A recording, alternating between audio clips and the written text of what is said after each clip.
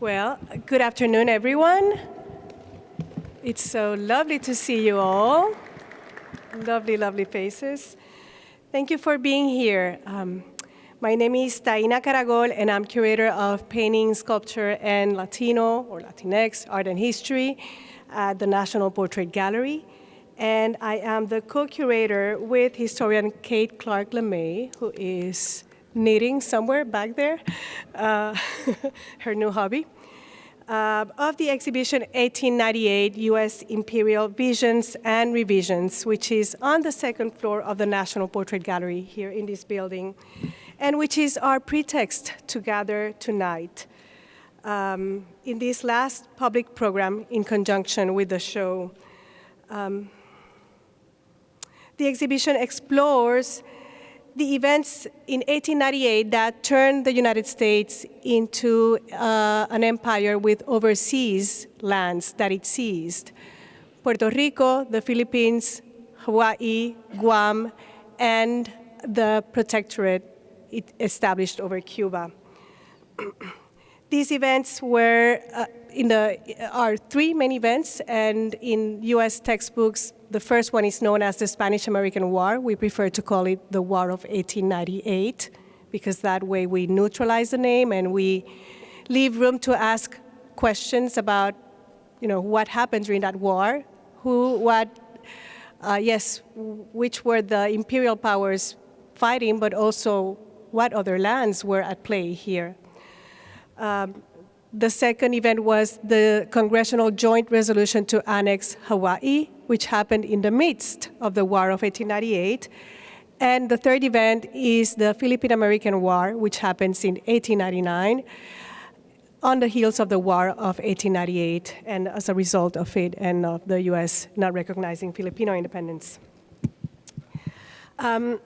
My co-curator and I really strove to do a show that was looking at these events in a comparative way. We traveled through through all the lands involved in these conflicts, found artworks that spoke to that moment. And so what we have is a really quite an amazing exhibition, quite a feat, and not to brag really, but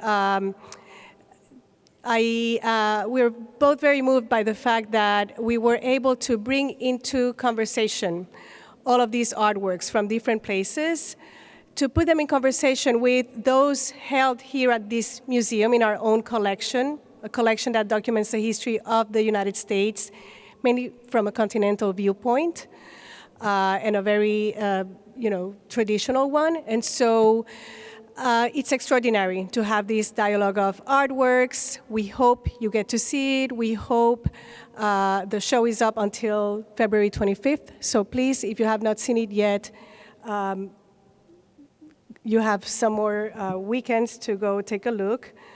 And I have to say that as an islander myself from Puerto Rico, one of the beauties of this show has been to cultivate this archipelagic consciousness, to look at these histories in a comparative way and to be able to, for those of us who come from those islands where the U.S. claims sovereignty, to be able to understand each other's histories better and to be in dialogue with each other. And so tonight's program is going to foster that archipelagic consciousness. We are very, very lucky to have with us several poets who come from all of those lands. We have Grisela Costa, Cal Carrero Lopez, Luisa A. y Gloria, Que Aloha, Mara Pastor, Lehua Taitano, and our MC, who is Reggie Cabico. All of them come from Puerto Rico, Cuba, the Philippines, Guam, Hawaii, or their diasporas. All of them are connected to these lands that are addressed in the exhibition. I should say that we were also supposed to be hosting Denise Froman, but she fell sick, so she could not make it, unfortunately. And we would like to thank the Andrew W. Mellon Foundation for funding this program. And we would also, Kate and I would like to thank Satya Hamel for organizing the program, as well as Kaya Black, Catherine Pedrick, Brianna White-Zabadil, and Willie Prost, always for being managing the AV. Before I hand it off to Reggie Cabico, I would like to quote two stanzas from a very well-known poem by Lola Rodriguez de Tio, who is represented in the exhibition. And there are a number of poets represented in the exhibition, and so I keep that in mind as well as you walk through it. Her poem is from her poem collection, A Cuba, which she wrote, Canto a Cuba, which she wrote and published in 1893 while she was in exile in Cuba. So she was from San Germán, Puerto Rico. Through her revolutionary activities, she and her husband had to go into exile at this time in Cuba. And so this poem speaks to the sisterly relationship between Cuba and Puerto Rico. It's already sort of part of that interrelation between islands. And to the condition of being exiled somewhere that reminds you of your land at the same time, which is very special in that connection between Cuba and Puerto Rico of the 19th century. So the poem, or these two stanzas say, Cuba y Puerto Rico son de un pájaro las dos alas, reciben flores o balas sobre el mismo corazón, que muchos y en la ilusión que mil tintes arrebola, sueña la musa de Lola con ferviente fantasía de esta tierra y de la mía hacer una patria sola. Cuba and Puerto Rico are of a bird the two wings, they receive flowers or bullets into the same heart. How much, if in the illusion of 1,000 dyes shine, Lola's muse dreams with fervent fantasy of this land and mine make one homeland alone. And without further ado, I pass it off to Reggie.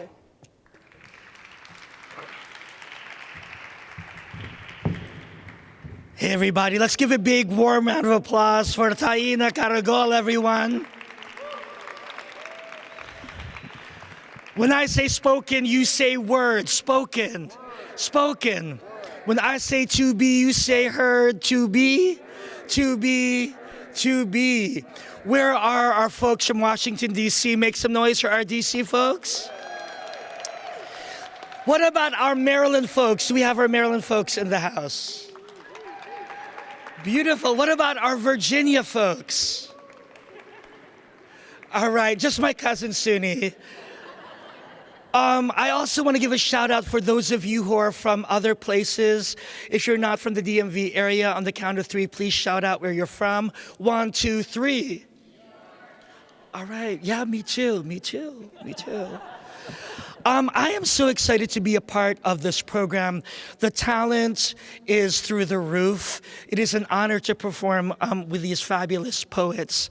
I also love the theme of 1898, a revision, because I have been single for decades, and I say that the reason why I'm single is I blame American colonialism, the Spanish Inquisition, and Catholicism for all of my faults. And so I want to say that this is also cathartic and an honor to host these stellar poets. I do want to say that in the back table, you're going to see documents that pertain to the exhibit. So up here, I have the Platt Amendment, which is an icky agreement between Cuba and the U.S. that allowed the U.S. to interfere with Cuba's foreign policy. There was also a poem by the racist, colonialist, misogynist Rudyard Kipling. And there are Sharpie pens. And so what I want to introduce to you is a form of poetry called erasure, where you can take a pen or marker and cross out words to create a poem. So it's been very cathartic to take Rudyard Kipling's The White Man's Burden and flip it into something that is more empowering. So I crossed out words, and this is my poem. Take the best fluttered wild folk peoples, check the show of our pride through bondage, through all the thankless years. Dear wisdom, dear wisdom. So that is my poem. Flipping that. We encourage you to grab a pen and to just do an erasure poem. You could also hashtag that with hashtag NPG 1898 revisions. So, are you all ready for your first poet to the stage? All right. Now, when I introduce a poet, we applaud wildly. You could even shout out some positivities. So repeat after me. You got this. That's my friend. Testify. Break it down. All right, and if you like something, you could also snap your fingers if you hear a phrase or line that resonates with you. That said, it gives me great pleasure to introduce our first poet. Mara Pastor is from Puerto Rico, from Santurce. In 2020, Mara Pastor won the Ambrosio Prize from the Academy of American Poets. Mara Pastor is the author of 6 poetry collections, the latest being Las Horas Extra. She is the creative writing program director at Sacred Heart University. Let's give a big National Portrait Gallery welcome for the one and only Mara Pastor, all the way to the stage. That's my friend. Oh, and she elevated magically. Thank you. Hi, everyone. It's a pleasure and an honor to be here and to be invited to read with my fellow poets from the Pacific and the Caribbean. And thank you, Taina and Kate. It's also a big responsibility in these times to be here. I'm going to read mostly in Spanish, but you are going to see the translations in the background.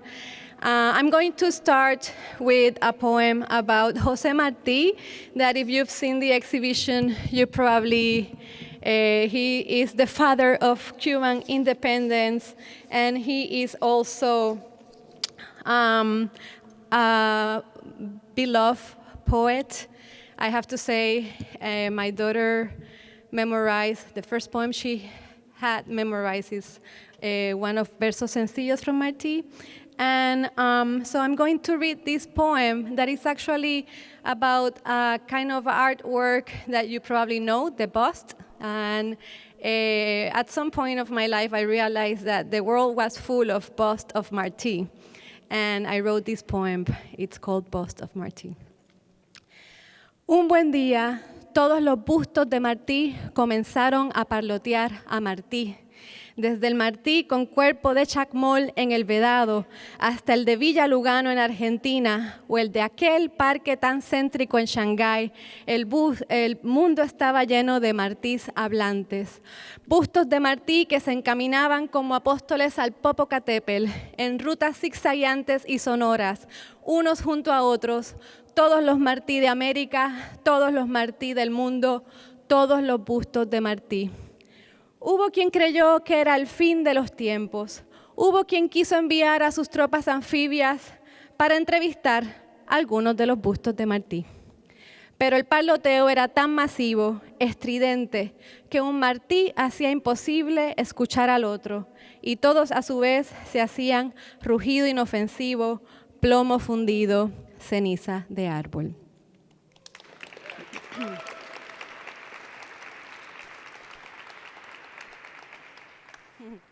My daughter is here. I have to say I'm so happy. My daughter is here. My brother is here. My cousins that I have never met before are here. My family from Puerto Rico is from Manatí, and you're going to hear about Manatí at the end of the reading with the last poem. So this is a poem titled National Poet, Poeta Nacional.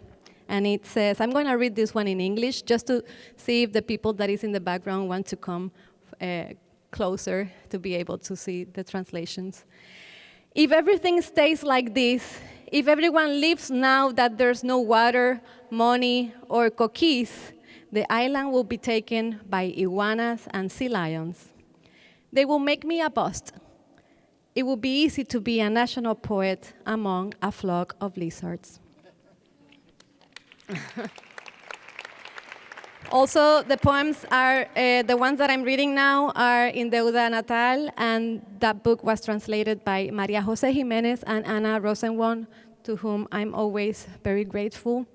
And this poem, it's called Hay una deuda, and as some of you might know, since 2016, the U.S. imposed a financial oversight board to Puerto Rico, which is definitely a return of colonial rule. So in this sense, this idea of U.S. visions and revisions of imperialism, we are still struggling with imperialism in Puerto Rico, and is an imposition, an illegal imposition to make us pay for an illegal debt. And so this poem is called Hay una deuda, and I wrote it when the King of Spain came to Puerto Rico to celebrate the 500 years of using Spanish in Puerto Rico. And when he was given, the inauguration talk, it was broadcasted in national television, and they misspelled the word majesty. And so it's about that. Hay una deuda, pero está rota y es inútil pagarla en pedacitos. Hay un majestad, pero está mal escrito y es inútil decirlo rey. Hay un rey, pero está en pedacitos y es inútil decirlo en deuda. Hay una lengua, pero está en deuda y es inútil decirla. Cuando les dije espejismo, ellos no vieron nada porque nunca habían escuchado la palabra espejismo. 35 revoluciones frente a mí que murmuran y nunca habían dicho espejismo ni majestad con G. Habían visto molinos de viento que no funcionan en Santa Isabel, de donde se fueron los gigantes con G y los galenos con G y los gobernantes con G y los gallegos con G. Pero tengo una deuda, está rota y es inútil pagarla. No tengo 1, 2, 3, 4, 5, 6 pelícanos, pero los debo. No tengo 1, 2, 3 niñas, pero las debo. No tengo 1, 2, 3, 4, 5 islotes, pero los debo. Tengo un pedacito, pero está roto y no es inútil decirlo. Now I have to say that I do have a niña. I didn't have it at the time when I wrote the poem. Now I have it. So this poem, if you saw the exhibition, there is a painting from the port of Ponce in the exhibition. And my daughter is from Ponce. I had the pleasure to live there in the city. It's in the south of Puerto Rico during 6 years. And this poem that I'm going to read is about a gossip that I heard on Ponce about some wife's president that supposedly had an affair with a boxer from Ponce. I'm not going to say which wife from which president, but that's the gossip. You're going to guess. El amante. Sus encuentros fueron tan breves como su descripción de la guerra. War is no place for a boxer. A ella le gustaba el olor a café de su cuerpo, las conversaciones sobre poetas y masacres que nunca logró entender del todo. Esa descripción de aquel lugar que él llamaba la playa, como si fuera la única en el planeta. Huele a marisco, hierro y salitre, las mujeres cantan y los hombres tocan tambores, la gente baila toda la noche y amanece dormida en las vías de tren porque están frescas. Tallan santos, trafican cerámica, china, alcoholes, guano, azúcar. Hay burdeles de mujeres negras donde las prostitutas son corsas, holandesas y santomeñas. Marineros que llevan los ombligos de sus ojos disecados al cuello para la buena suerte y peones recogiendo pianos alemanes que irán a parar a la montaña. Así fue como aquel boxeador cautivó brevemente a la esposa del presidente.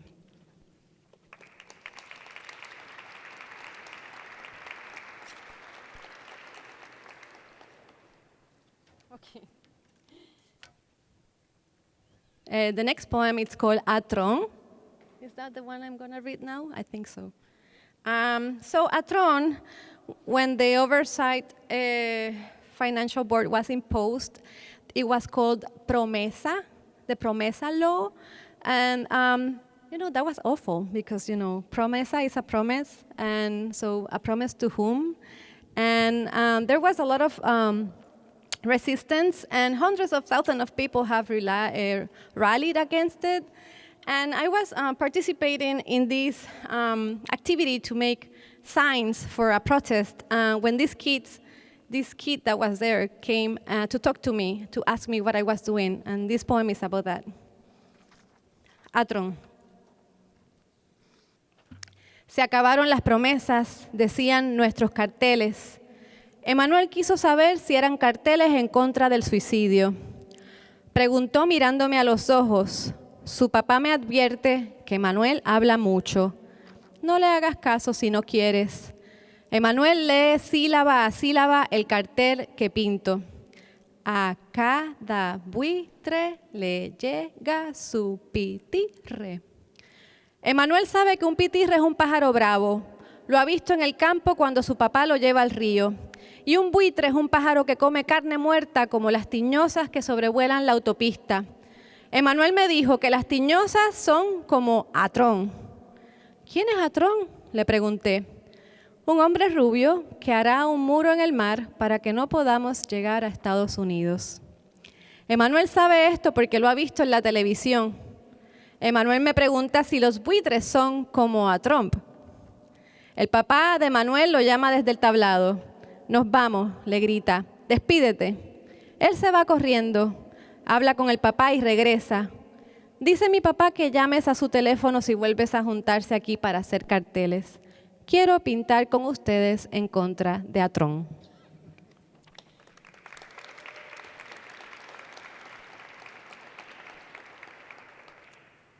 So now, I'm going to read this poem.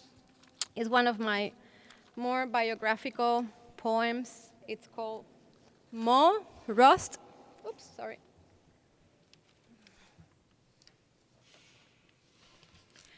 And I want to dedicate this one to my family that is here. Mo.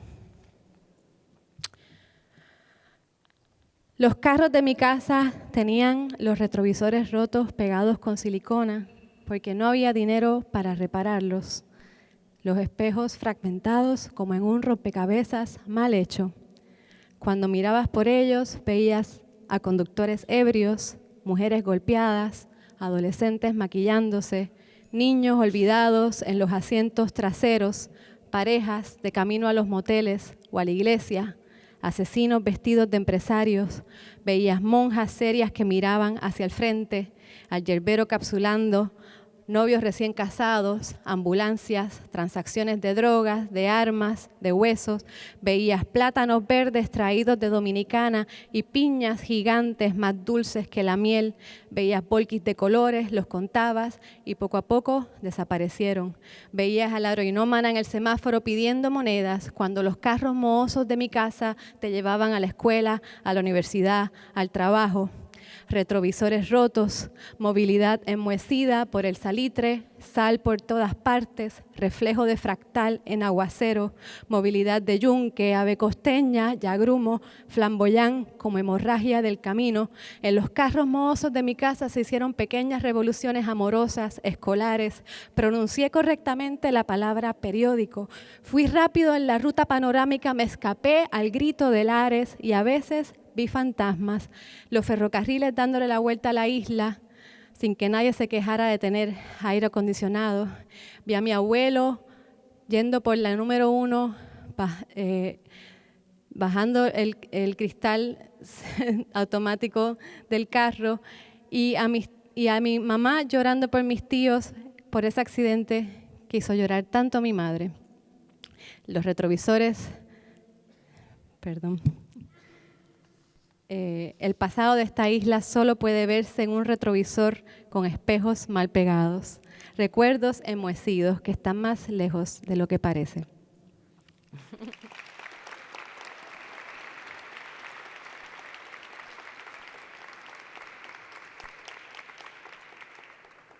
And so now, just two more. The next one is called La piedra sobre la que vivo, and it's about Ponce as well. Yeah. Este pedazo de piedra que compré a precio de rebaja es roca ígnea, volcánica. Tomo sus piedras y pienso, esto fue lava. Estuvo tan caliente que detenerlo a esta distancia me hubiera muerto. Fue lumbre, lugar en que nunca viviría. Y mira a lo que hemos llegado.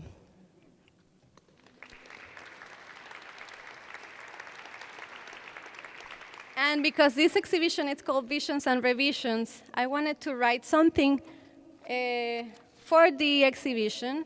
So I wrote this poem, which is something very new for me. It's a very recent poem. I wrote it like a few days ago. And there is a friend in Puerto Rico who actually did a revision of the McKinley's painting, or Jairus McKinley's painting. And her name is Nivia Pastrana. And I think that I really like her view of McKinley, taking him to the contemporary times. And so I wanted to write a poem in which this is a sort of a fantasy, and it's about, it's a very crazy poem, actually. Let's see how it works.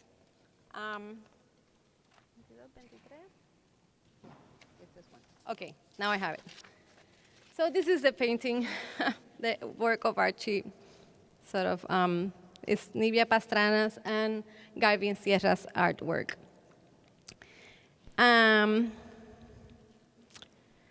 Lily Ukalani quiere una sortija.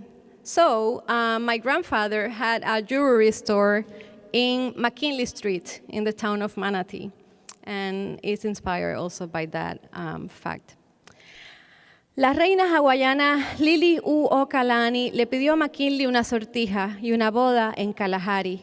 McKinley le escribe una carta de amor, aunque no la que ella quiere. McKinley le pide a la reina una calle en Manatí con su nombre, la más grande. McKinley sabe, el mapa en su mano, que podría ponerle su nombre al mapa entero, que le pedía algo que es suyo, pero se conforma con la calle, que Lili Uokalani no le puede dar. Su isla es otra, huele a jengibre. Los ojos de McKinley atraviesan como bola de cañón una iglesia en Viejo San Juan, como la piedra de un cíclope que también perfora mezquitas y pirámides. Años después, mi abuelo puso su joyería en la calle McKinley porque soñó que Lili Uokalani le pedía una sortija y un mapa sobre el dedo de una república. Hostos, su foto, en cambio, luminosa opacidad, reflector para el que no posó el presidente.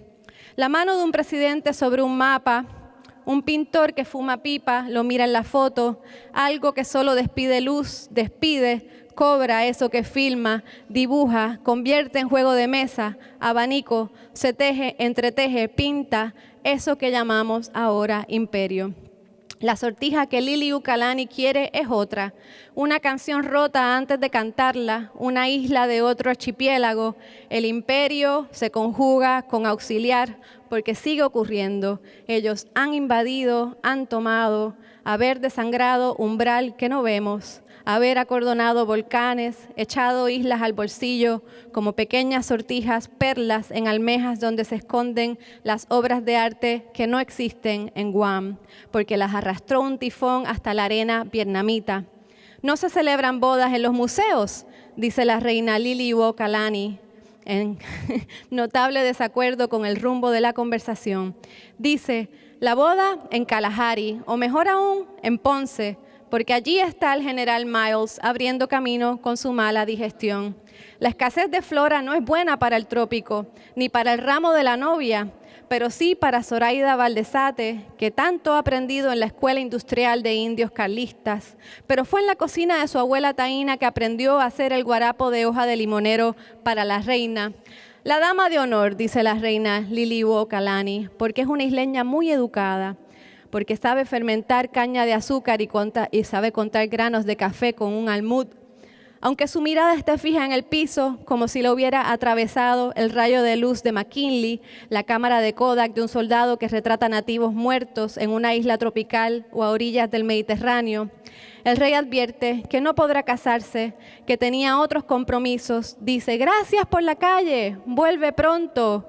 Mi abuelo cierra la puerta, le dice a la reina que espere en el almacén a que siembre un nuevo jardín. Thank you. And before leaving, ceasefire now. Thank you. Let's give it up for Mara Pastor, everyone. Wow, Mara Pastor. If you have just joined us, welcome to the National Portrait Gallery. This is 1898 Revisions. It is a poetry slam. We've got fantastic poets who are celebrating the exhibit that is upstairs.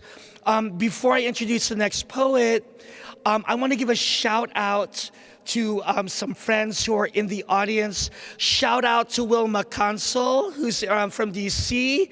Shout out to Ariana Ross from Story Tapestries. And shout out to the Kennedy Center. If you're a Kennedy Center folk that is here, I saw Anissa Saleh. If you're a Kennedy Center, make some noise. All right, thank you, Ariana. Anyway, I would be remiss if I didn't shout out my tribe. I also want to give a shout out that there is a cafe and you are more than welcome to grab a drink or a snack. I recommend the rosé. And I also, there is a wine machine that I've never seen before, but it's pretty fancy. So I also recommend that as well. Are you all ready for your next poet? All right, I have never met Mara, so I am a new fan of Mara's poetry work. And I have not met this poet in person, Reed, but all the way from Brooklyn. Brooklyn is in the house. Our next poet is the author of Muscle Memory, which was a 2020 Pank Book Award winner. And Kyle Carrero Lopez is right here. So show some love for the poetic stylings by the one and only Kyle Carrero Lopez. All the way. Brooklyn in the house. I am Brooklyn as well, so. Oh, amazing. Okay, thank you so much. Hi, everyone. Oh, yeah, actually, thank you.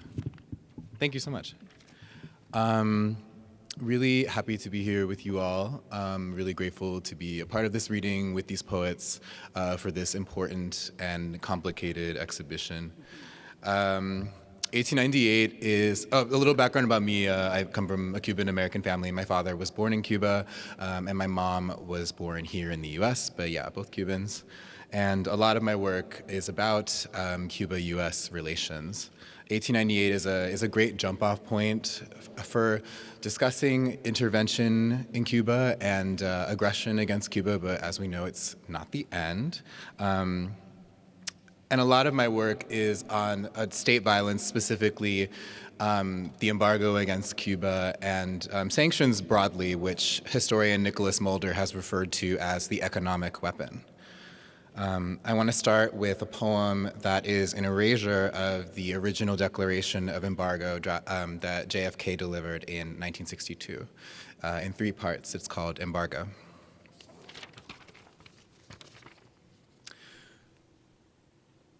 The present American system, in subversive self-defense, has authorized the president to take all powers, all goods, and all control, to continue to carry out the hand and seal of our Lord.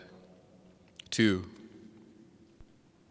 Isolating Cuba may be necessary to affix the United States. 3. O foreign light of offensive foreign present, government threat posed by foreign time, origin and opera of embargo, reclaim to rule, regulation as necessary. To perform such commerce, the provisions prohibit exceptions. Witness hereunto the year 1962.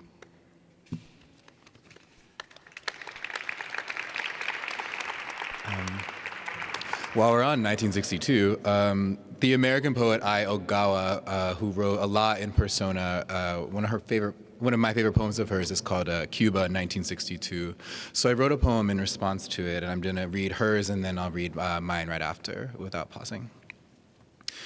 Cuba 1962.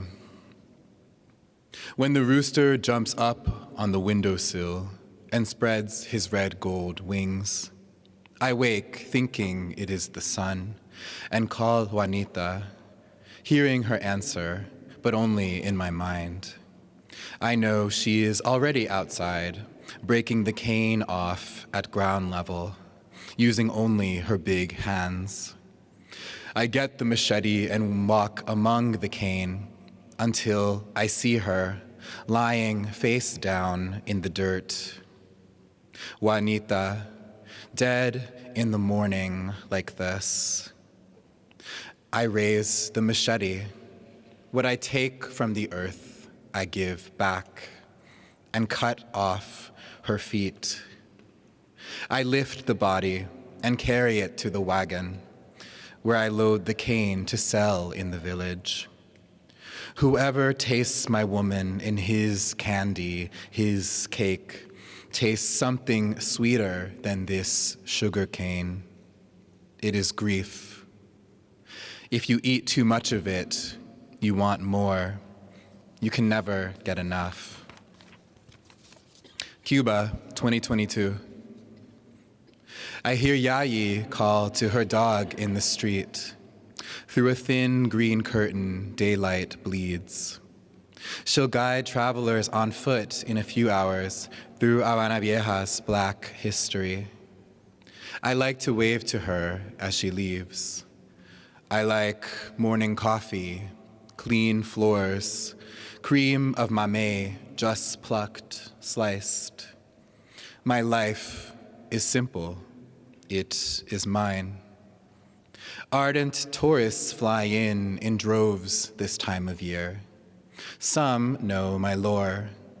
The man who found his Juanita 6 decades ago, dead one morn, and destroyed, sliced off her feet before trudging right back to the cane. I'm almost 90. If we meet, some ask me why I would do that. Some ask if they can see the feet.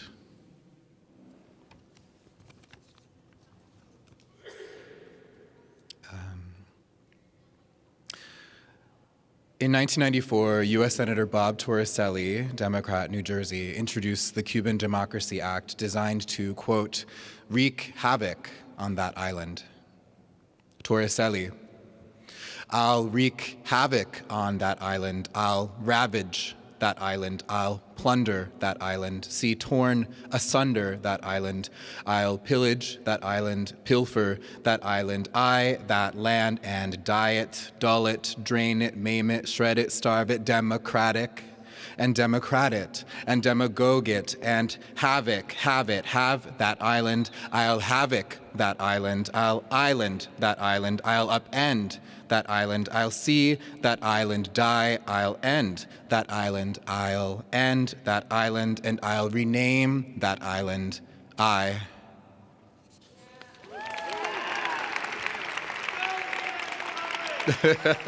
Thank you. So when we talk about U.S. intervention in Cuba, Guantanamo is always top of mind. And I got to visit Guantanamo, the town of Guantanamo, a couple of years ago, so I wrote this after being there. A few miles from the prison, they park at a rest stop. They squash the Guantanamo grass, stretch legs simmered in sweat.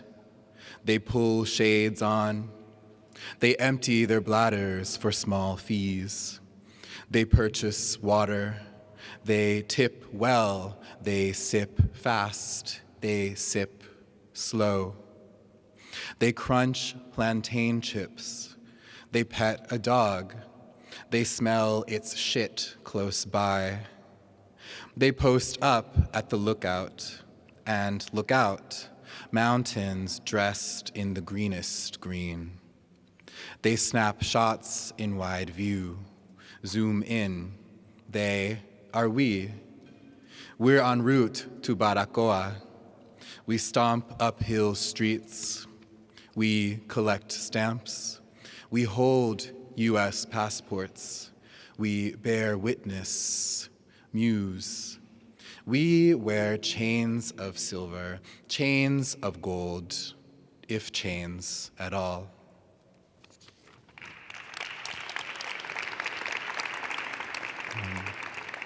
And I'll end with just one more. Thank you all again for being here. And I wrote this poem. I feel like, the classic image that people in the U.S. think of when they think Cuba is the cars of Cuba. And I've always thought that that's a really kind of fraught thing to link with Cuba. So, sanctioned steel. It takes a blitz each day if one's to outpace the round-the-clock wheels of lax speed chase. Choicelessness, how making 7 decades-old cars run without any of the right spare parts gets done. Thank you.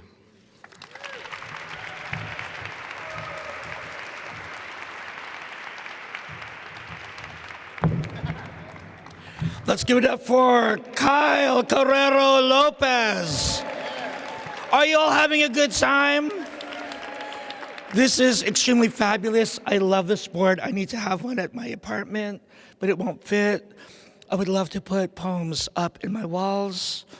Are you ready for your next poet? I'm so excited to be reunited with this poet. We have roots back in New York. Grizel Guayacosta is a professor of creative writing and is a lover of punk. What I know about Grizel is her musicality, her brilliance, her imagery is to die for. Without any further ado, let's give a big warm welcome for Grizel Guayacosta. I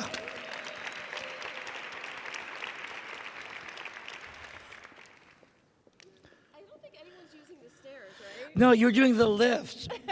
Beautiful. That was like Working the thighs. That was like a 10 on the lift jump to the stage. Thank you so much, Reggie. Thank you so much for being here, everyone. Are you having a good time?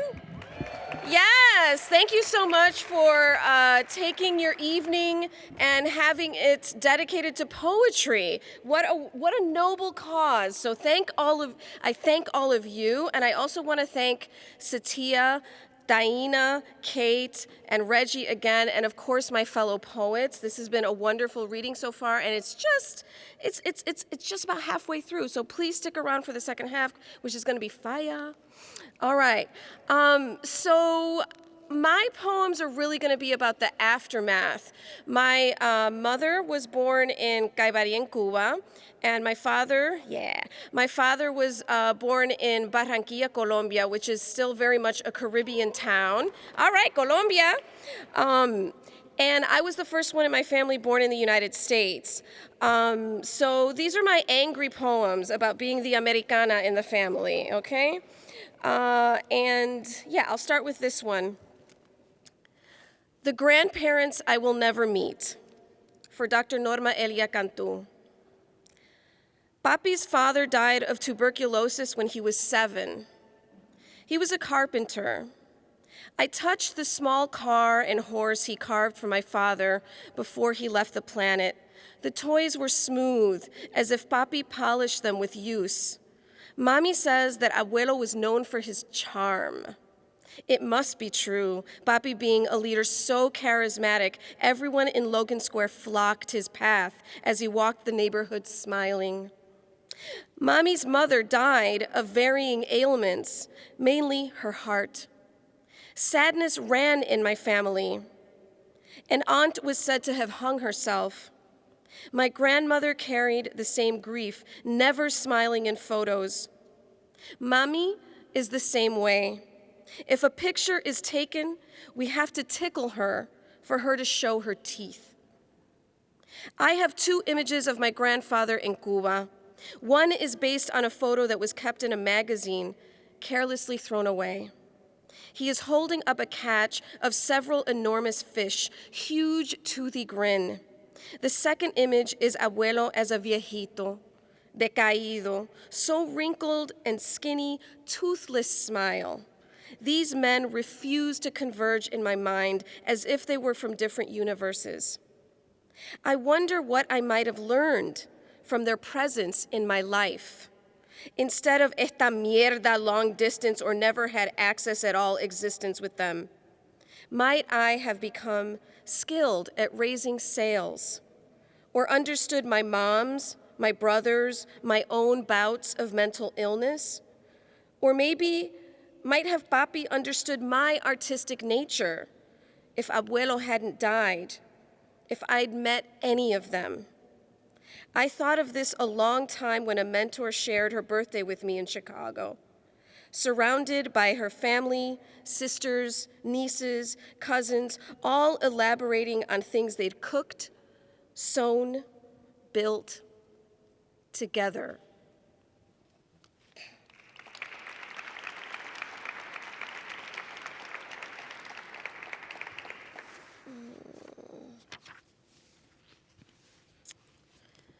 This is my relationship with Spain.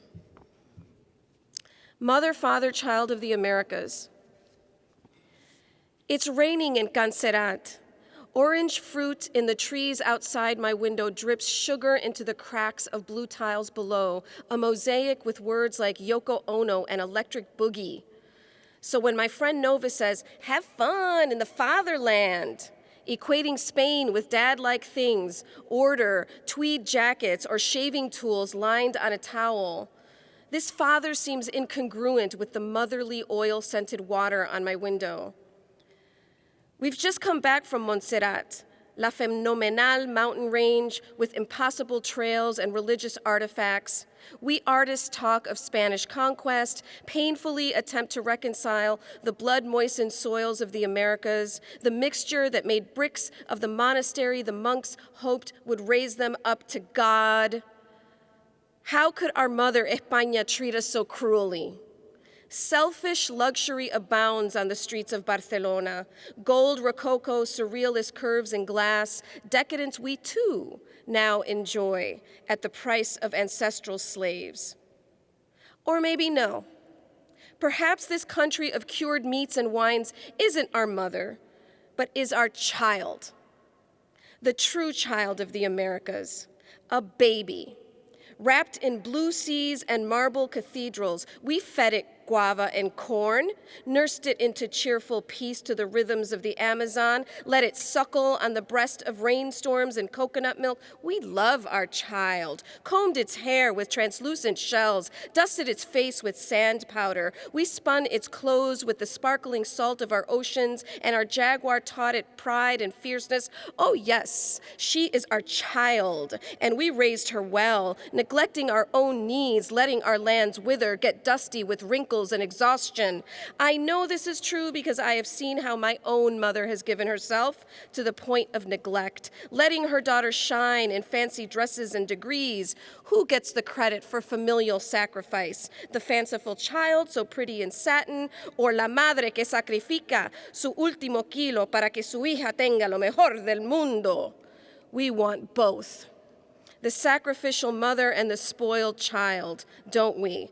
Both the plain nun who forgives all our sins, the princess garbed in borrowed jewels and a sly wink. Oh, to have for one day the Americas in cloaks of royalty, but she'd never. She is la monja who gives and gives and gives so that all will fall in love with her hija, the bitch who never feels guilty about wearing the diamonds of conflict.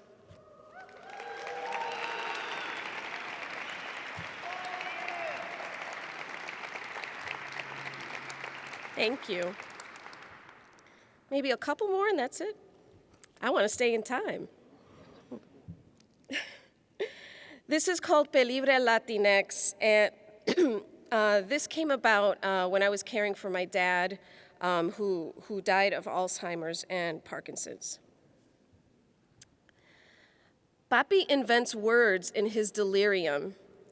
Angusta nostra, which could mean our enjoyed sadness, or sarmolada, which sounds like an iconic wintry peak named after a lost love. But the one we cling to is Pelibre. Our eyes widen. Oh, that's a good one.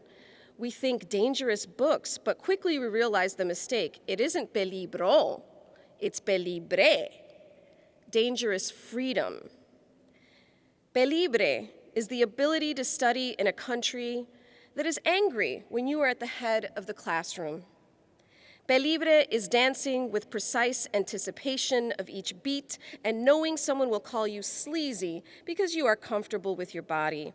Pelibre is working 18-hour days as a revered, educated community leader only to have an ignorant person condescend to you because of your accent.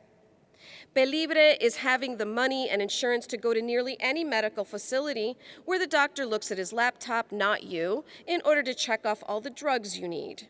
Pelibre is reading, speaking, writing in 2 or more languages fluently, yet feeling ironically shunned in all the communities that your knowledge opens up to you. Pelibre is claiming more than one country, memorizing the landscapes you love, despite the fact that none of those lands claim you. Pelibre is having words and the inclination to state fire-breathing truths like Latinos were in the Americas before any walls were imagined. Pelibre is grasping at more freedom and power and justice even when the consensus is that you barely deserve nutrition or books or dignity. Pelibre is unabashed egotism. The shunning of sacrifice at the expense of soul, a bold and supreme demand for awe at the spinning galaxy of talent and sympathy you offer when the world would place you upon the guillotine. My father was Pelibre. My mother is Pelibre. One would assume I'm Pelibre by default. No, my head is still hanging by its spinal cord. I'm waiting for it to snap.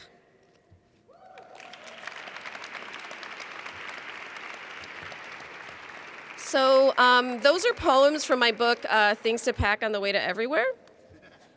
A finalist for the Andres Montoya Poetry Prize, just saying.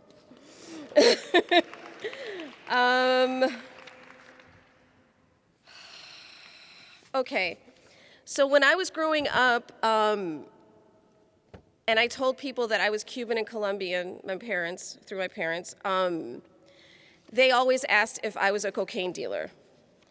And that was because of Scarface, right? Cubans were always seen as an Italian playing Cubans.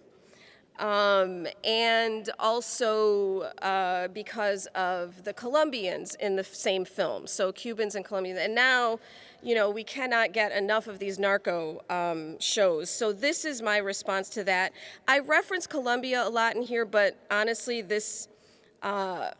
this is also about how, for some reason, I was always associated with cocaine, even though my father and mom were activists and community leaders and really sweet people. Okay, so this is the biggest narco poem ever. And this will be published in, it's forthcoming in the Hopkins Review. Thank you. The biggest narco poem ever is a poem that has piles and piles of white powder we all stuff into our faces because that's the gluttony our movies and streaming shows insist upon. So we celebrate with our hands on our hearts, summits of ground crystals on our noses, and our sights set on 1,000 waving flags as jets spray Agent Orange in formation, annihilating the emerald mountains of Colombia without a care for the birds, rivers, humans who happen to inhabit what's maybe a coca field. Most likely it's not a coca field, but maybe it's a coffee field. And the raising of the beans just makes our lattes more expensive. Damn, drug war is such a nuisance. I mean, can't those people just stop growing what the news says they're growing? Didn't they go to college or something? Of course not. They probably live in a hut or a ditch or dive into the ocean and bite fish with their bare teeth. Teeth as white as processed coke. The short-ass druggies, thank God for borders, like scars on a face, like a sweaty, greasy face, greasy hair, and big hands to cut your throat, Colombian necktie style, severing the mind and heart, filled with rivers of darkness weaving through the jaguar jungle, danger all around, bad hombres with big buckles as large as their mansions, with wives and daughters who are just as vicious and ignorant and conniving, all without being able to read somehow, perpetually in quinceañera frilly clothing and coiffs that defy humid guava air, putting on airs because of all their gold, gold on fingers, gold on ears, golden incisors and molars, so much gold we left behind because café and nose candy took its place. These Jose's are all Jose Does. No names, because how do you name a phantom covered in snow? I don't know. Is this narco enough? What will convince you? A man in a villa with a furrowed brow? A woman in red lipstick with a machete called Griselda? A bomb under a vehicle and a Colombiano with a German name? Children who hate their parents and roll their eyes? Trips to Miami where everyone buys? A hall of designer clothing? Private schools in Switzerland where the heirs frighten the good white folk? Mugshots on CNN, Fox, or PBS? A millennia of these images every second, every day. You can't refute it with a poem about my abuela. The wall grows and grows. Yet you know the whitest thing about cocaine is the gringo party person who always has a tray of it. Thank you for listening. What? That was Grisel Y. Acosta, everyone. Give yourselves a big warm round of applause. This is part one. We will conclude with part two with the poetic stylings by Luisa A. Igloria, Leua M. Taitano, and Kealoha. So, grab a document and a Sharpie pen, create an erasure poem. Grab a cookie, or I think I ate all the cookies, but grab a cookie or a snack, and we will see you in a few minutes. Thank you.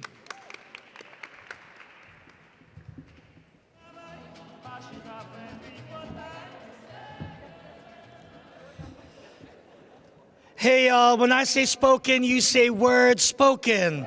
Spoken. When I say to be, you say heard. To be. To be. To be.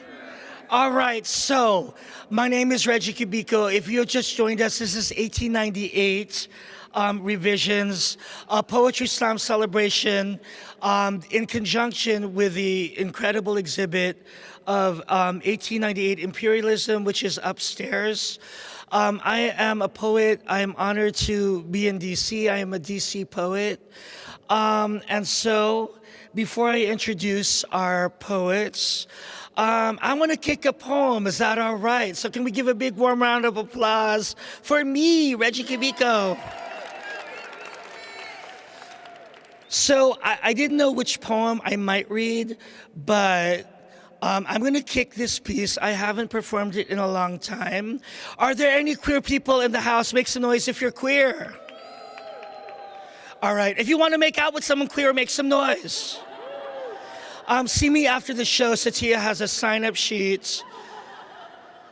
I figured out what kind of guys are attracted to me. They're usually anthropologists because they're into my bone structure.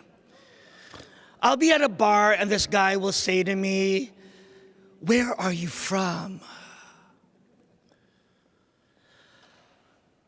"Baltimore?" No, no, no, no, no, no, no, no, no. Where are you really from?" "Baltimore, Maryland?" He buys me a glass of draft Bass and asks if I am Japanese. His remarks, "You are the perfect combination of boy and man." "No, I am not Japanese. But are you seeking the slim, smooth, smiling, authentically Thai-tasting geisha guy on the side, macho dancer looking for his lord and master, M Butterfly Wedding Banquet Joy Luck Club?" I am not a Korean dragon lady running down Avenue A on heels with a teapot between my legs shouting, "Where's my tip? Give me my trophy." You want to play with me? You can. Just quit orientalizing, because I ain't going to change my cotton Calvins for you or my mother if I lose. I ain't going to fry you an emperor's meal or throw you Eurasia or butterfly you an opera. I'm through giving sex tours of UNICEF countries.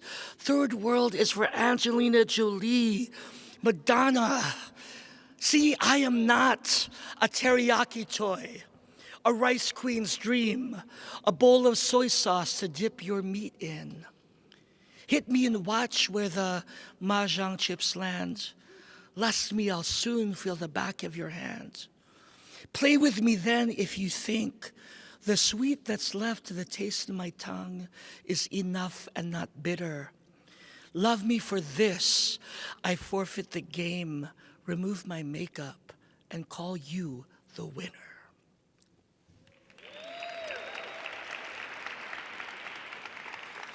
Imperialism, colonialism comes in so many different forms. Are you ready for your first poet, y'all, in this second half? So the first half, we had representation from stellar Caribbean poets. This starts off our Pacific island poets in the region. And it gives me great pleasure to introduce the poet who is kicking off this set. I've had the honor of meeting and performing and reading with Luisa A. Igloria on Zoom. This is the first time that we are in person, so thank you, Portrait Gallery, for making this opportunity happen. Luisa A. Igloria is the former poet laureate from the state of Virginia, and she's also a professor of creative writing at Old Dominion University. Without any further ado, please show a big, big courtyard welcome for the one and only Luisa A. Igloria.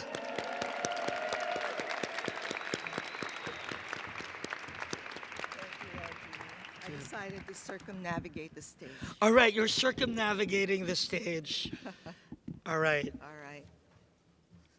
Hello, everyone. It's such a pleasure to be here. First of all, I want to thank all the folks who made this exhibit and thoughtful planning possible and this program, to Kate and Taina and Satya and everyone on the team. Thank you so much. And thank you to the poets who I have the honor to read alongside tonight. Reggie, Grisel, Mara, Lehua, Kealoha, and Kyle, all powerhouse poets. So I am very grateful. So in my work, since I am originally from Baguio City in the Philippines, represent, which was turned into a colonial hill station in the early 1900s. So in my work, I often revisit accounts of the time when colonial conquest changed indigenous ideas of space and territory in the Philippines after being annexed as a colony, first of Spain and then by the US. So I'm going to read a couple of poems which I selected for this program, and some of them are from books that have been published. A few of them are from a book that's coming out this year from Black Lawrence Press as the winner of the Immigrant Writers Series Prize. It's called Call Bearer, so you all watch out for it in like early August. And some of them are from my daily writing practice, because for the last 14 years and a few months or so, I'm very bad at math, but I've been trying to write at least a poem a day. So that's my daily discipline. So I'm interested in the ongoing effects of cultural dispossession, losses of land, language, and material culture on Filipino and Filipinx bodies, indigenous bodies, and communities in the diaspora. And I try to envision how these are linked to our current understandings of place. And also, I'm a fairly recent grandmother. I joined the Grandmother Club close to 7 years ago, and my grandson is soon turning 7, and like many parents and grandparents, I'm always wondering what kind of a world we're going to leave to our children and grandchildren. And I want to believe that even in the rubble and on the brink of the seemingly irreversible, those of us from historically marginalized communities can still find joy, as well as refuge, hope, and sustenance. And the writer, scholar Catherine Yusof writes, geology does not merely map the earth, it changes it. So perhaps the language of poetry is one of the ways we can map a different possibility for the future. So I put that all there in the front because what I want to do is just kind of like read through my selection of poems. And some images on the slides are from the Philippine-American War that was started on February 4, 125 years ago. Possessions. At the end of the Revolutionary War, we were merely spoils handed over to another master, a $20 million transfer.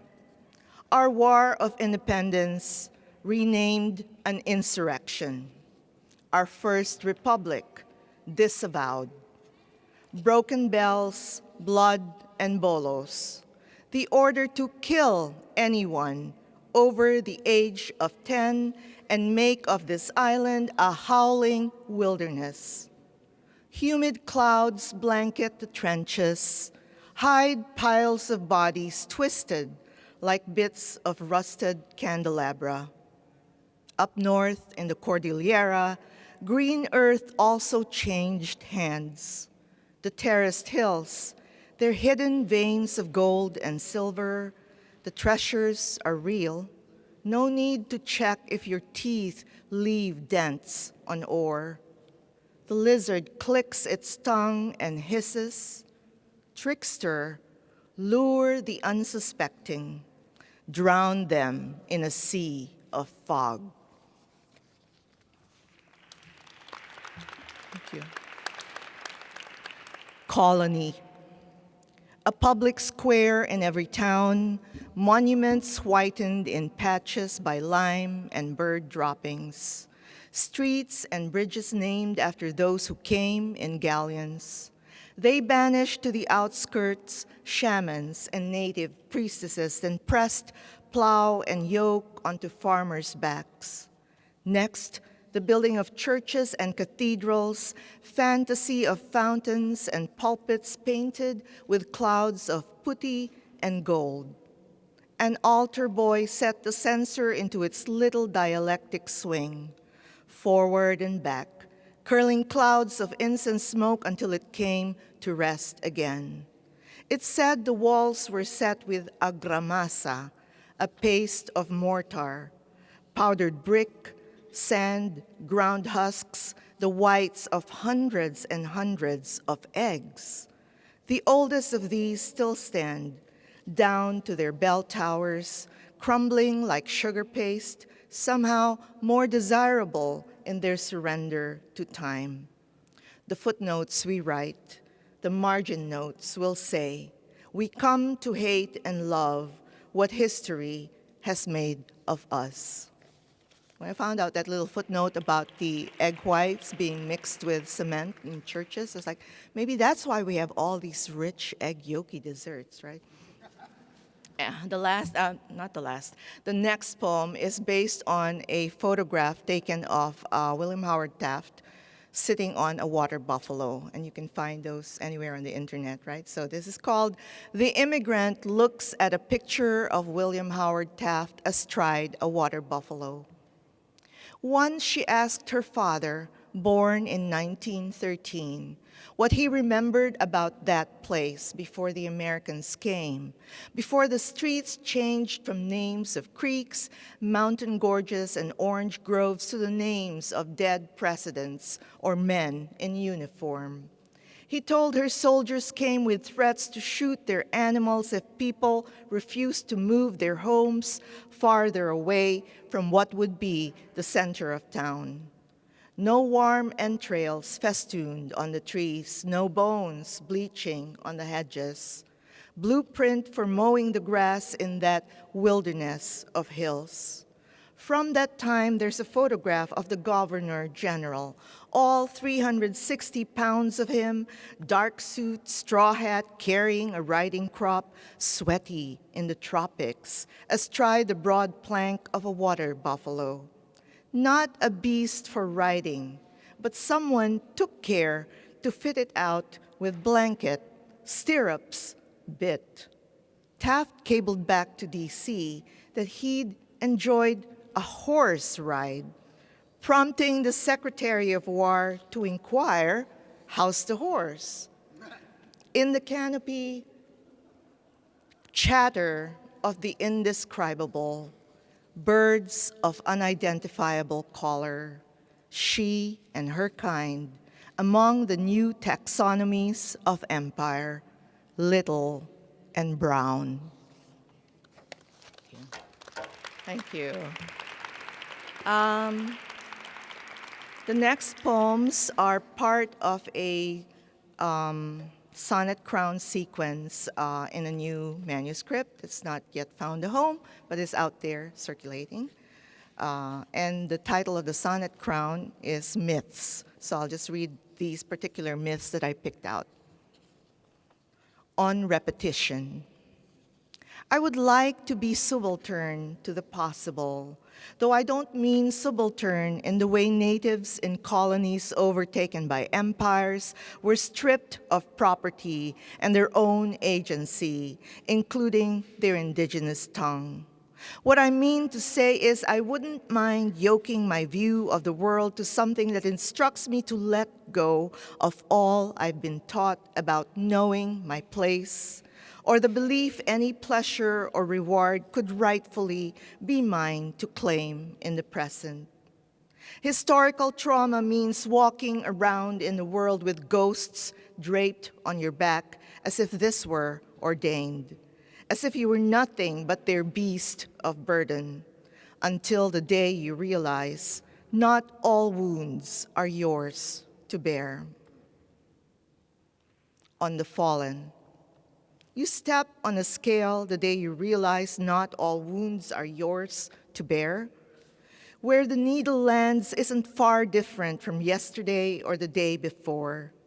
Yesterday and the day before, you craved a view of hills overlooking a lake. A natural lake, not a man-made one, ringed by trees you don't all know by name. Hasn't naming been a way to wrest us away from a deeper, more immortal sense of time? Name creatures that live on dry land and in water, the planets and their moons, the constellations. Name creepers, runners, vines, the teeming greenhouse, edging forests and cratered lands.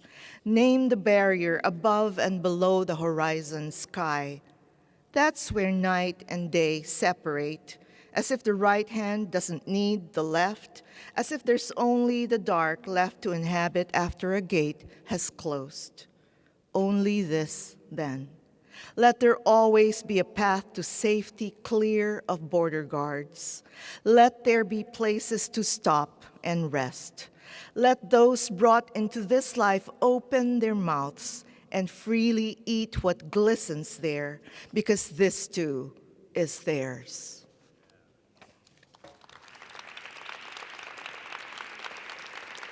On the finished state. When a good wind arrives to shuffle the cloudy dark, the moments derived from a previous state.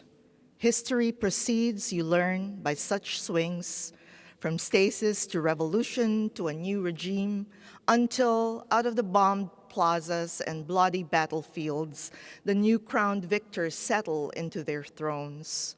The laws of motion and change don't stop. Bodies smarting from centuries of deprivation also yearn to rest in the idea of rest. Why not? Yet freedom is never a finished project. The pendulum arcs from one extreme to the next. Monuments topple, dictators' children try to sanitize narratives of murderous power, unscrupulous power, and then the people swell the streets again. On singular origin, falling as prelude to sleep, as memory of skinned elbows and knees, or farther back, as memory of permanent exile from whatever first Eden we were taught to call home, until we messed with the topiary and orchards. Falling as failure until we remember original is really that from which anything is first derived. Lift each bottle out of the spice drawer and turn it around in the light. Every exhale of Aleppo pepper, wild Malabar cinnamon, aromatic clove from the Moluccas, Kampot peppercorns to crush with lime leaf, turmeric, curry, cardamom, all these suns harvested from our gardens. The question isn't why we were banished, but why we shouldn't naturally want our true homes returned.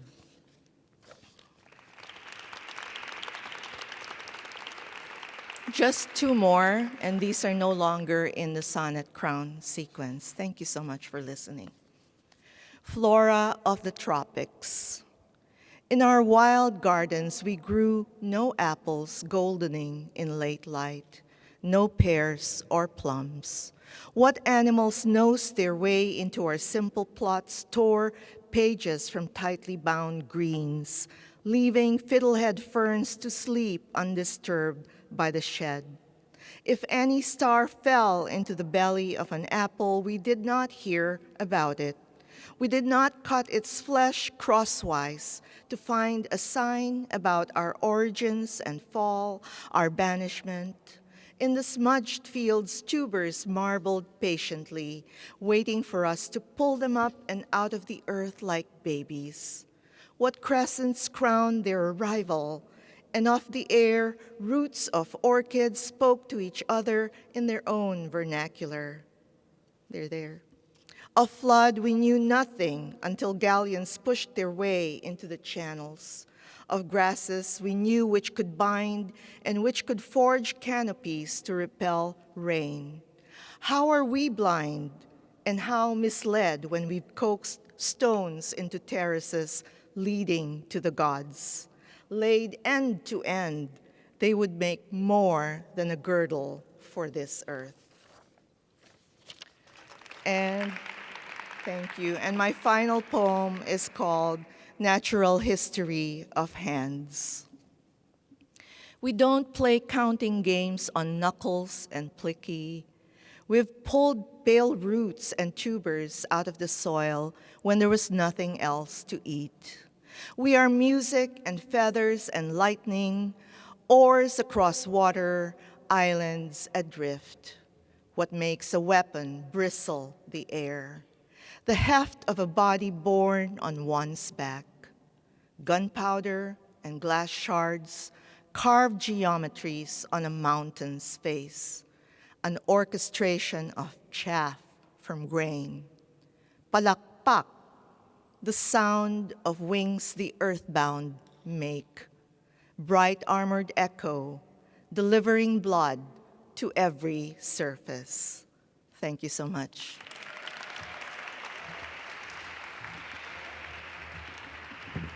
That was Luisa A. Gloria. One more time for Luisa A. Gloria. We have two more poets that are going to grace the stage. All the way from San Francisco, please show your love for the co-founder of Art 25, Art in the 25th Century, the author of 2 collections of poetry, the community and program manager at Kearney Street Workshop, and also a curatorial arts committee member of Yerba Buena Arts. Without any further ado, please show your love for Lehua M. Taitano. The Bay represent in the house. Buenas Tenhafade. Any Chamorros in the house? I read for them anyway. Guahusile huataitano familian kwetu tsan cabeza gidadzigu na song song. Good evening, everyone. My name is Lehua Taitano. I come from the island of Guahan. You've heard it called Guam. It is Guahan. It means we have. It has the dubious distinction of being one of the longest continually colonized places in the world, over 500 years. My mother's generation was forbidden and punished for speaking our native Tsamoru language in US-run schools. So I would like to offer 2 pieces today, Gifino Tsamoru. The first is a chant to ask permission from the Nacotchtank people whose land we are currently standing upon. The second is the Inafresi, or the Guahan Pledge to my island, written by Dr. Bernadita Camacho Dunca. The chant is Gwela Tsangwelu Kosinya Hu Malofen Gitanu Mitsu, which translates to grandmother and grandfather, Gwela Tsangwelu, Kosinya Hu Malofen, may I travel through your lands. Gwela Tsangwelu Kosinya Hu Malofen Gitanu Mitsu, Gitanu Mitsu, Gwela Tsangwelu, Kosinya Hu Malofen, Gitanu Mitsu, Gitanu Mitsu.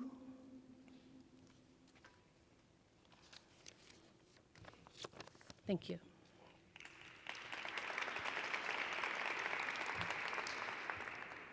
Living in diaspora, I was also forced to say the Pledge of Allegiance every morning at school, and it was against my family's beliefs to do so. And so I learned the Pledge of Allegiance, but I would just mouth it every morning. This is the Inafresi, or the Pledge to Guahan. Ginanimastakilu gihinasoku, imastakilom gikorazonhu, tsanimasfigu naninasinyahu, hu ufresen maisatzu. Perabaihu protehi, tsanhu defendi, I henengi, I kotura, I lenguahi, I airi, I hanum tsenitanu tsamoru. Ni iren shaku, diretsu, ginen as zuus tota. Esti hu efitma, gihilu, I benderahu, I benderen Guahan.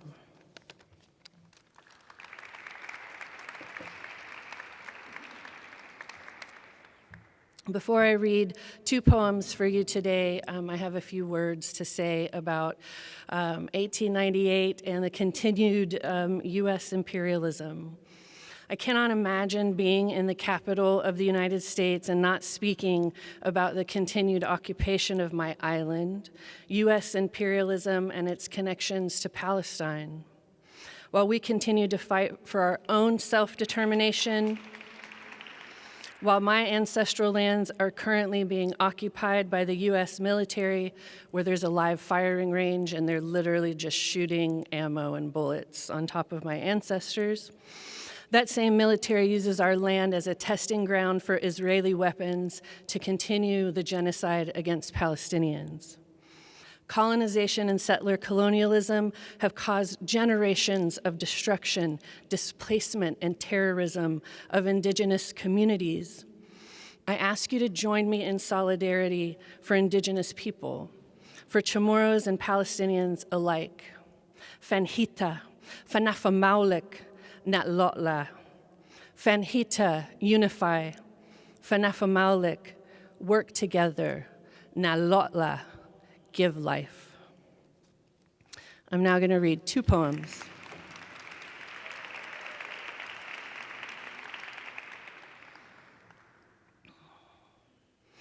The first is called When the World Falls In Around You, or Vows to My Palestinian Wife on Our Wedding Day.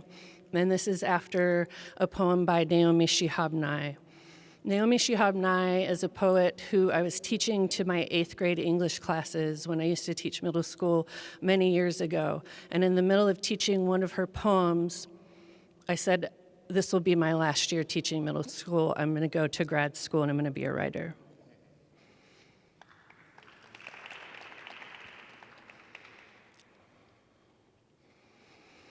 We on the sea cliff all thrill at December's licking wind. Call down a watery sky, a ritual. Call on grasses stamped with Saturday shoes, a circle. Call up the kissing foam, a washing. Call to familia, mostly chosen, a mending. And hover for a time in exquisite love.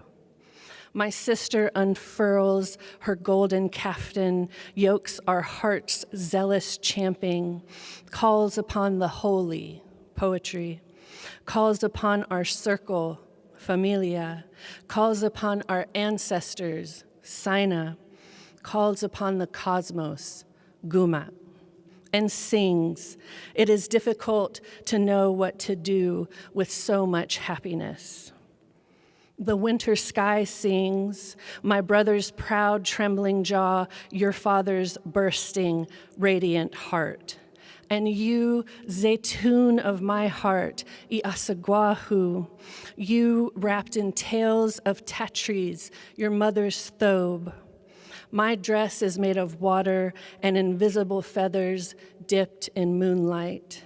I sing, Hala, new moon, Sinahi, Hagu, Ipalanhu. Let us keep each other safe and soothed and seen. Let us be in each other's eyes and minds and guts. Let us tend our twining love so that it spirals ever upward, ever outward, ever toward our shared home. The osprey overhead clutches a plump, gulping fish, anoints us with itasi.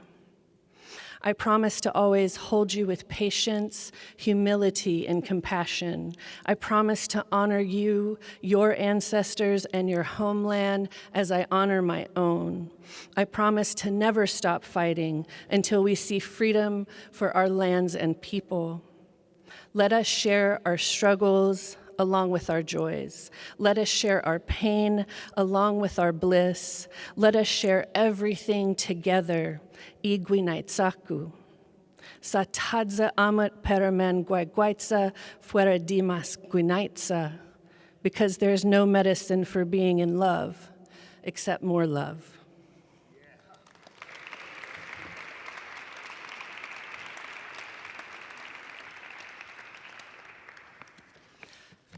Saina ma'asi, or thank you. Thanks to the ancestors for everyone being here. Thanks to the poets. Thanks for the listeners. Thanks to the orchids. This is my last poem. Plot twist, it's 30 pages long. Just kidding, just kidding. I wrote this poem when I was sitting in my garden, and all that we were seeing on the news was the threat from North Korea, the nuclear threat. North Korea is going to blow up Guam. and living in diaspora, I felt pretty helpless in the moment. And so I offered into the void, into the heavens, what I had, which are these words. A love letter to the Chamorro people in the 21st century. Dear, I will begin this in the middle, since all of my letters have always been to you, even if you haven't realized it. Go back and look, you'll see. All of my imaginings, my histories, my deaths and rebirths, my love and my heartbreak, all of my words, my windblown hair, my lemon-sticky wrists, my fish bones, slings, feathers, and offerings, my twig fires and heaped mounds of husks, my paint-dipped elbows and muddy feet. The bowers I weave into a home-scented bowl that might call you to me. The way I can sometimes chant down the sea and coax a wave to carry my heart to you, the salt on my thighs, the clutch of shells I carry in my deepest pockets. They're always for you, addressed to you. So you'll understand, I hope, if I pick up where we last left off, which is always at horizon. Who but a horizon so keenly feels how we are kept at each other's distance? Because much more than wind carries so many of us away from our islands, because we are made to consider our oceans as walls, because we fumble the jar lid of tongues we've been made to bury, because our sails have been burned, because our grandmothers have been raped and worse, because the bones of our beloved are being paved over and over with layers of poison and dollars that bear faces not our own. Because the news tells us who we are not. Because our families are separated.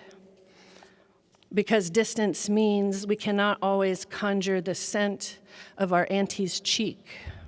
Because we are visited by our ancestors in dreams. Because we are visited by our ancestors in waking life. Because our nieces and nephews struggle to remember the last time we visited.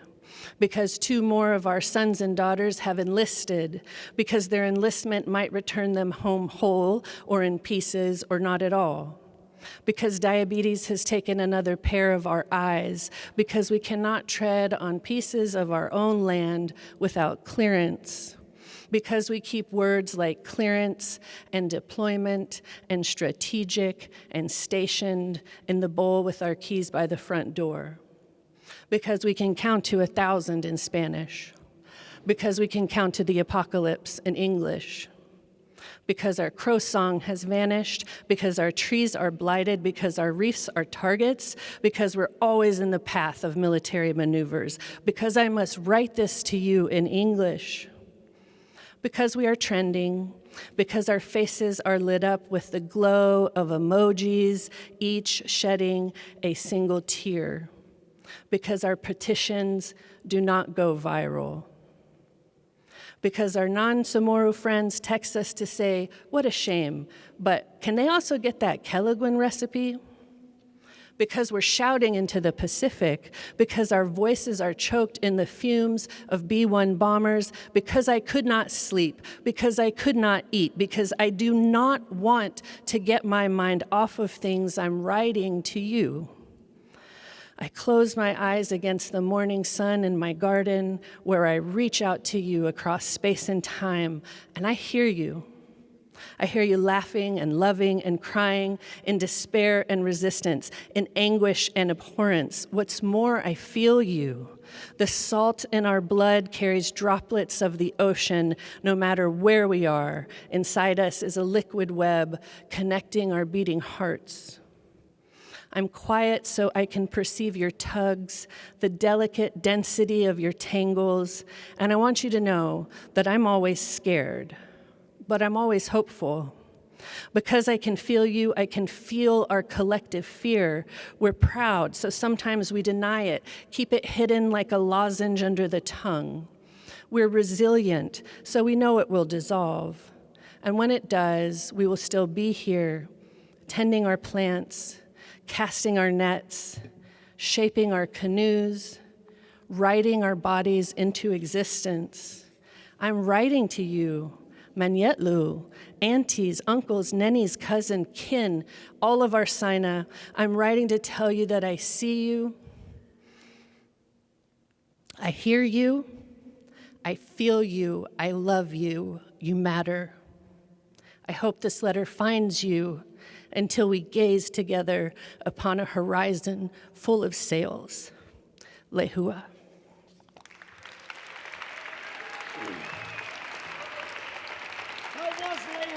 Sina ma'asi. All right, when I say spoken, you say word spoken. Spoken. When I say ke aloha, you say rocks. Ke aloha. Ke aloha. Ke aloha. Our final poet is the first poet laureate of Hawaii. Their film, The Story of Everything, was just released. And Ke aloha is in the astrological sign of Cancer and is a graduate of MIT in nuclear science. Without any further ado, let's give it up for Ke aloha.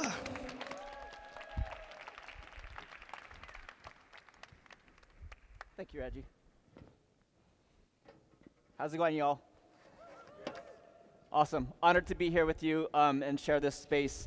So, touring the gallery, yeah, you'll discover that for Hawaii, in 1893, we were illegally overthrown by a crew of American businessmen. And subsequently, in 1898, we're illegally annexed by the United States. So, till this day, there are large numbers of Hawaiian folk who do not subscribe to the idea that we're American. There are also large numbers of Hawaiian folk who do subscribe to that. And I wanted to illustrate that debate through this piece. But before I start this, I always like to say that I tried my best to be fair to both sides. Also, I need your help. We're going to start this off with a chant, okay? So your part goes, Ikuwa. It's 3 words, Ikuwa. Can you repeat after me? Ikuwa. Ikuwa. Okay? Let's give a little bit more from the gut, yeah? Ikuwa. Ikuwa. Yes. Okay, so when I point to you, you're going to say? Ikuwa. Awesome. Here we go.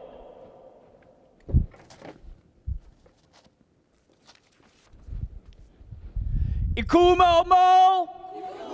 Iku mau mau. Iku hulu hulu. Iku lana vau. Iku lana vau. Iku wa huki. Iku wa ko. Iku wa amau. Amau kaiulu. E huki e kulia. Iku mau mau. Iku mau mau. Iku hulu hulu. Iku lana vau. Iku lana vau. I am a Hawaiian. Born of Kekuku and Ka'opua blood, direct descendant of Keawe and Kakuhiheva, ancestral links to Papa and Wakea. This Aina courses through my veins with each breath I inhale, and yet, when I exhale, my voice speaks the language of city streets paved with concrete. I seek the knowledge of Western philosophy from the teachers that taught me and those that taught them, traced to the scriptures of Plato and Socrates and all those who followed under the laws of linear logic. And yet my thought patterns wander in circular paths of Kanaka Maoli tradition. From the Kumulipo to the old Lalo no Eo, I heed the wisdom of my ancestors and listen to ancient chants passed on through the winds of the Ko'olau and dance to the part that beats the Ipu. I dance to the part that beats the Pahu. I dance to the part that beats of hip-hop. Weaned off of Run DMC, BDP, and Grandmaster Flash, it was hip-hop who held my hand through dark tunnels, leading me to find my own voice through slam poetry. A voice to speak and teach the youth of my land, to give back to the children of Hawaii by appealing to their hip-hop sensibilities because they are being weaned off of it just like I was. Thus, we can relate. Your perspective on a hip-hop revolution is relative. Cultural degradation is a cause and effect chain reaction, a feedback mechanism that builds upon itself. You never understand the implications